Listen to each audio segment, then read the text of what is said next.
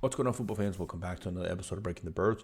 Take a look at Jordan Mailata. I think it's about time that we check in on him. A lot of chatter on social media about why is he that bad? He's falling off. What is he doing? So I think it's time we take an objective look at what the tape shows on him this year. Also, he said himself that he's not playing up to par of what he wants. He wants to be better than Lane Johnson. So let's take a look at tape, see how it looks. Against Ali McNeil. Good job from Mailata of recognizing who he's going against here. Ali McNeil, big guy, not the fastest, so he's probably not going to win the edge against you right here. So he's taking more lateral forward steps here and then engaging up on him, so he has more. He has less time of generating speed into Mailata on this rep here. Good hand placement on him, and then just has him in a Loctite. Good rep. Another rep here with Ali McNeil coming out here from the inside position here. This guy's dropping into coverage. Good job from Mailata of recognizing this quickly and getting a quick head turn inside. Picking up Lemus is coming in there. Has made pretty good control. He never really gets a bull rush. Just pushes him a little bit there at the end. No need to anchor for that or anything. Still say Mailata is in full control on the rep. All right, in the run game here, Sohn to the right side. So his primary responsibility here is that three-tech defender lined up right to his right side here. He's not going to get any help from Dickerson really on it because he is more responsible of getting up there to the second-level linebacker. Initial punch is okay, or initial engage is okay, but he's leaning too much forward as he's going upfield here, and that leads to him being susceptible to that toss inside. So a limb is basically just taking him here and then just moving him along with the momentum. Breaks the block here and then makes the tackle. And it's unfortunate because they have a pretty good lane or a pretty good crease setting up here. But if Mailata focuses more here on going into Ali McNeil rather than going along with the line here, his block is already determined. He has nobody else to go with. If you got to stop blocking right there, it's a highway for big speed to run into. Quality rep against Hutchinson, who's trying to get the edge on it right here. See the difference between this rep and then the one against Lee McNeil here? He gets much more wide here quickly. Terrific technique here. Has his hips really well planted, angled towards Hutchinson at all times here. He's either even at this point. He's committing to the outside. Good footwork, good control to where he can maneuver back inside when on the counter. As always, go to Buy Me Coffee. You can support me there if you like the videos that I make. Thank you to everyone who's done so. Pop and Mo from Aussie, thank you for your support. And regards to Casper, he's doing fantastic. Paul, really like that you find the videos useful, and thank you to everyone who's commenting as well. That if you like the videos or not, always a pleasure to keep up. This is a rough rep overall. The dive of the middle right here on I believe it's 3rd and 1, where they decide not to go with the tush push. Mailata right here, down blocking on the first guy here. You're supposed to down block there, and then elsewhere if that guy doesn't go, if he goes outside, you're supposed to down block on the linebacker here. Completely miss on the first guy. And then desperately tries to transfer that into the linebacker after, who just completely gets him away. I mean, that is a rough rep. Nice rep here in Pass Pro, where he's working first against the defensive end going inside, Nathan Hutchinson, and then picking up that inside guy coming first. And that talk game here, outside first, inside after.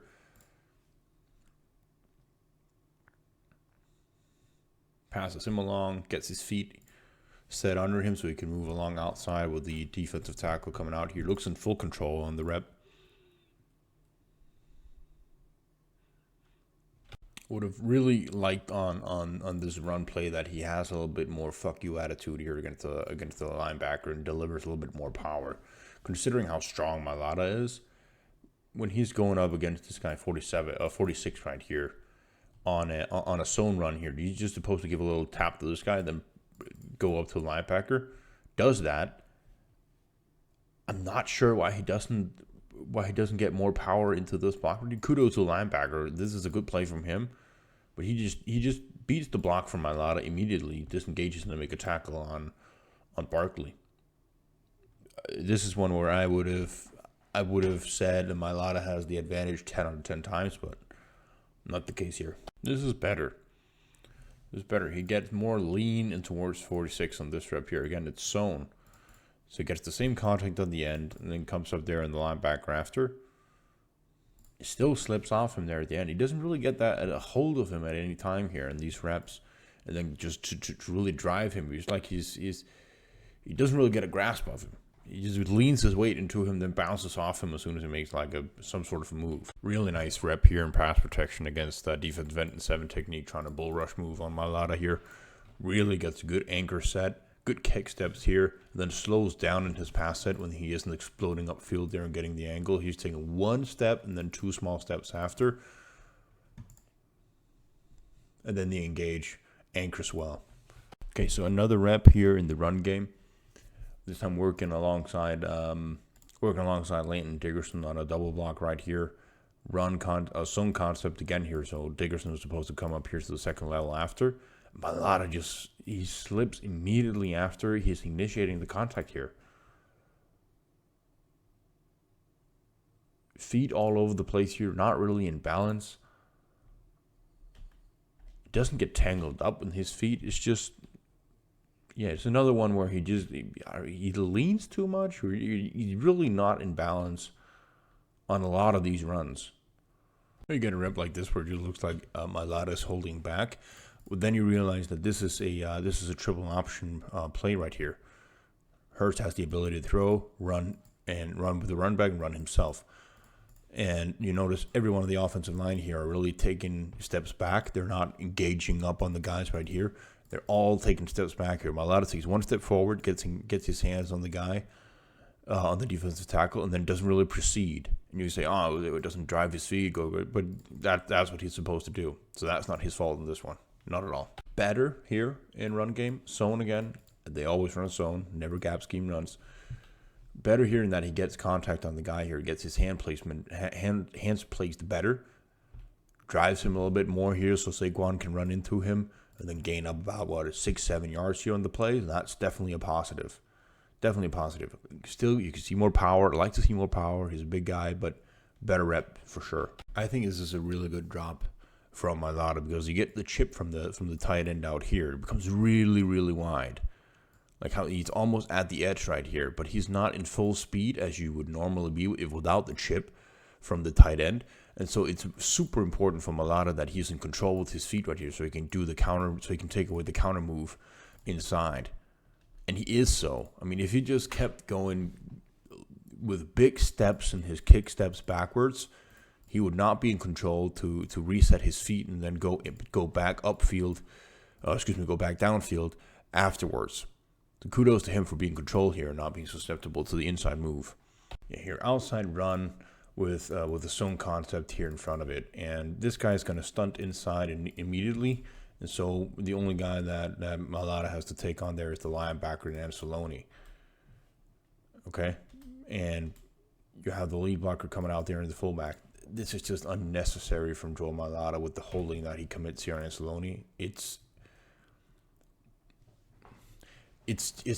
clear as day. I mean, he grabs him and then just twists him around here. It would be much, much, much better if he just gave up on that and then seek the next contact. Let whatever fullback coming in here taking on the most dangerous blocker, that will be Anzalone, and then let Saquon Barkley work from there. It would be much better if he was just one-on-one against the cornerback to the outside. Like, miss that block here. It's okay. It'll be preferable if you could get the block on him, but otherwise let him miss and then go up here towards the safety or take the next guy, the most dangerous in here. You have the guy coming in here in the fullback, and then let Saquon work with whatever he can do afterwards. Just don't commit the penalty there when it's that egregious. Much better drive on the block here, down block on the defensive end than what was been the rest of the game, really. Good hand placement, good drive, keep the feet moving. I don't know if they just talked about that on the sideline, but it was a noticeable difference. Another good block here, picking up the pace here. I believe it's the quarterback draw this one. Yep. Nice seal block. Going against Hutchinson here, good, trying to get the edge on him.